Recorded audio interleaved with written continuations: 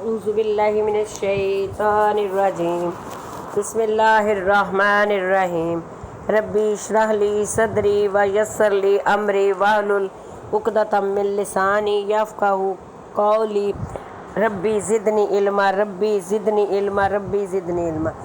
السلام علیکم، قرآن و سنت چینل میں خوش آمدید۔ آج میں 8ویں نمبر والی ویڈیو کلمہ توحید کی تعریف میں ڈالنے لگی ہوں۔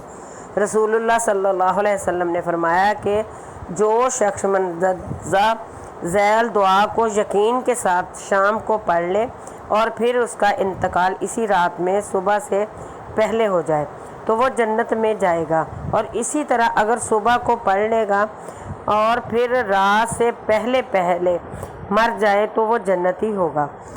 دعا یہ ہے: اللہم انت ربی لا الہ الا انت خلقتنی وانا عبدک وانا علی عہدک ووعدک ما استطعت اعوذ بک من شر ما صنعت ابوء لک بنعمتک علی وابوء بذنبی فاغفر لی فانہ لا یغفر الذنوب الا انت۔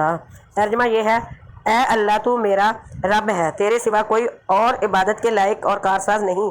تو نے ہی مجھے پیدا کیا اور میں تیرا بندہ ہوں، اور یہاں تک کہ مجھ میں طاقت ہے تیرے عہد اور وعدے پر قائم ہوں۔ میں نے جو کچھ کیا ہے اس کی برائی سے تیری پناہ میں آتی ہوں۔ تیری نعمتیں جو مجھ پر ہیں ان سب کا اقرار کرتی ہوں، اس لیے تو میرے گناہوں کو معاف کر دے، کیونکہ تیرے علاوہ گناہوں کو کوئی معاف نہیں کرتا۔ بخاری کی حدیث ہے۔ اللہ آپ کا حامی و ناصر ہو۔ اللہ حافظ۔